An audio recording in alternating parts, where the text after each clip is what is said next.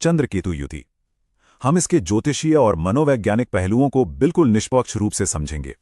सच कहूं तो ये कोई आम प्लेसमेंट नहीं है। ये तो सीधा हमारे अवचेतन मन यानी सबकॉन्शियस माइंड का एक बहुत गहरा रहस्य है। तो आज हम किन किन चीजों पर बात करेंगे? सबसे पहले इसके मूल तत्व, फिर इससे जुड़ी मानसिक चुनौतियां, उसके बाद अवचेतन मन की वो कमाल की महाशक्तियां और अंत में कुछ बेहद अचूक उपाय। चलिए शुरू करते हैं। भाग 1, मूल तत्व। चलिए समझते हैं कि चंद्र और केतु का असल आधार क्या है। अब जरा इस बुनियादी टकराव को समझिए। एक तरफ है हमारा चंद्रमा, बहुत ही नरम, जो हमारे मन, हमारी गहरी भावनाओं और हमारे भोजन को दर्शाता है। और ठीक दूसरी तरफ है केतु, एकदम कठोर ऊर्जा।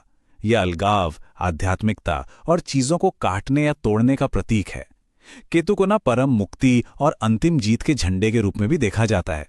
तो जब ये दो एकदम अलग, बिल्कुल विपरीत ऊर्जाएं आपस में टकराती हैं, तो एक बहुत ही अनोखा संघर्ष पैदा होता है।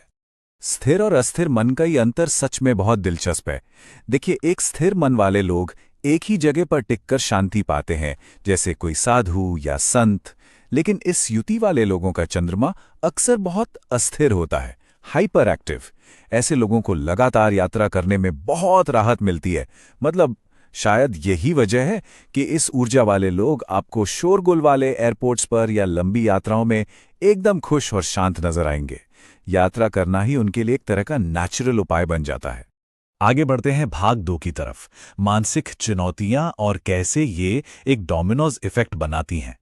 इस प्लेसमेंट वाले लोग ना विचारों की एक ऐसी श्रृंखला का अनुभव करते हैं जो कभी रुकती ही नहीं। स्रोत सामग्री के अनुसार ये बिल्कुल एक डोमिनोज इफेक्ट की तरह है। मतलब एक विचार आया, उसने तुरंत दूसरे को ट्रिगर किया और ये अंतहीन सिलसिला बस चलता ही रहता है। इस वजह से ये लोग अक्सर खुद को फंसा हुआ, बहुत अकेला और गंभीर ओवरथिंकिंग का शिकार महसूस करते हैं। बिल्कुल ऐसा जैसे किसी ने उनके पैरों में जंजीर बांध दी हो। अपनी भावनाओं को सही तरीके से व्यक्त न कर पाने की वजह से ये लोग अपनी सारी फीलिंग्स अंदर ही अंदर दबा लेते हैं। बाहर से तो ये आपको बिल्कुल मुस्कुराते हुए दिखेंगे, लेकिन अंदर अंदर एक बहुत भारी अकेलापन होता है। और अगर इन दबी हुई भावनाओं पर समय रहते ध्यान न दिया जाए तो ये चुपचाप गंभीर डिप्रेशन और मतिभ्रम जैसी स्थितियों में बदल सकती हैं। इसीलिए बाहर से शांत दिखने वाले इन लोगों के अंदर की उस उथल-पुथल को समझना हमारे लिए बहुत जरूरी हो जाता है। तो यहाँ सबसे काम की बात यह है कि ऐसे मामलों में पेशेवर या प्रोफेशनल मदद को कभी नजरअंदाज नहीं करना चाहिए। ज्योतिषी नजरिए से देखें तो अगर चंद्रमा की डिग्री केतु से कम है तो इग्नेशिया अमारा जैसी होम्योपैथी दवाएं बहुत अच्छा काम करती हैं, क्योंकि ये सीधे मानसिकता पर असर डालती हैं।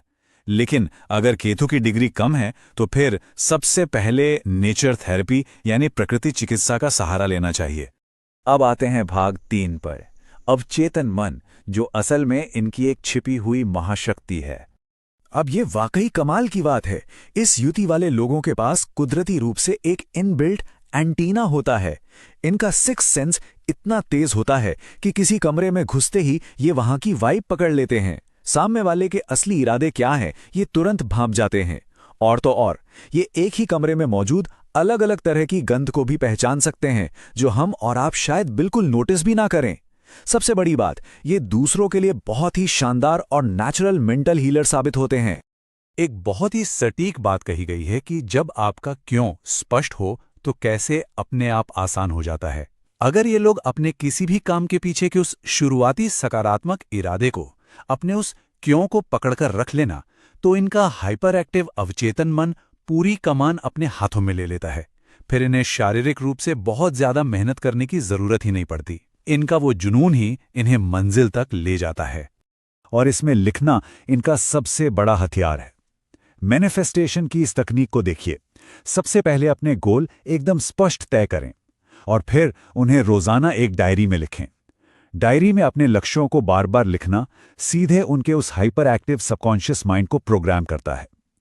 ये तकनीक इतनी पावरफुल है कि ये इस युति वाले ऑटिस्टिक बच्चों के विकास में भी जबरदस्त रूप से मदद कर सकती है ना कमाल की बात। इसके अलावा जैसा कि हमने पहले देखा था कि चंद्रमा भोजन का कारक है और केतु आध्यात्मिकता का, तो जब ये लोग एकदम शुद्ध और पॉजिटिव इरादों के साथ खाना बनाते हैं और दूसरों को परोसते हैं, तो वो एक नेचुरल रेकी हीलर की तरह काम करते हैं। मतलब उनके हाथों से बना और परोसा गया वो खाना खाने वालों के लिए एक बहुत ही शक्तिशाली औषधि यानी दवाई बन जाता है। चलिए अब बढ़ते हैं भाग 4 की तरफ, अचूक उपाय। आखिर इस भारी ऊर्जा को बैलेंस कैसे किया जाए? सच कहूं तो रोजमर्रा की छोटी छोटी आदतें ही सबसे बड़ा बदलाव लाती हैं। जैसे चंद्रमा के भोजन वाले हिस्से में केतु की ब्रेक लगाने वाली ऊर्जा को शामिल करना, दिन का कोई एक मील स्किप करना या उपवास करना इसका बेहतरीन तरीका है। इसी तरह खाते समय कुत्तों के लिए रोटी का एक टुकड़ा तोड़ना, ये केतु की काटने वाली ऊर्जा को बाहर निकाल देता है। और हाँ, मंदिर का प्रसाद बांटना और खाना ये डिप्रेशन से पूरी तरह बचाता है, क्योंकि वो खाना पहले से ही सकारात्मक ऊर्जा से मैग्नेटाइज हो चुका होता है। सिर्फ 2 महीने?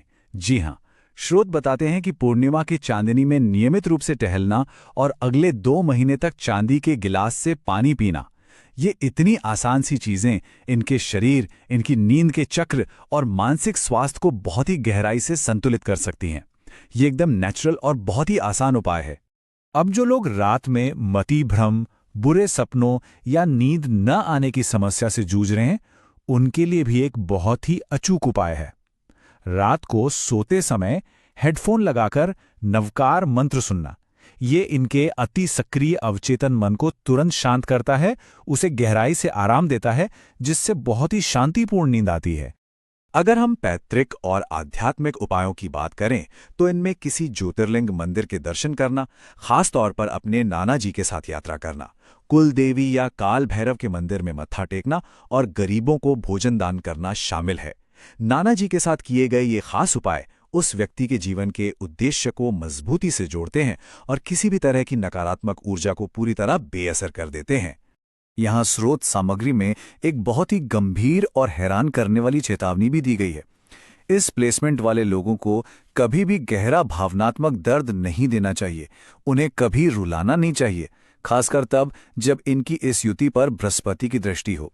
अगर इनका दिल दुखा और इनके मन से आपके लिए कोई आह निकल गई, तो दर्द देने वाले इंसान को तुरंत और बहुत ही भयंकर नकारात्मक कर्मों का सामना करना पड़ता है। ये चीज उसे जड़ों से उखाड़ सकती है। तो जैसे जैसे हम अपनी इस खास चर्चा के अंत तक पहुंच रहे हैं, हमें इस एक अंतिम विचार पर जरूर सोचना चाहिए, क्या चंद्र केतु युति सच में सिर्फ एक मानसिक और ज्योतिषीय चुनौती है, या फिर क्या ये असल में इस जीवन में एक गहरी आध्यात्मिक मुक्ति पाने का सबसे उत्तम प्लेसमेंट है?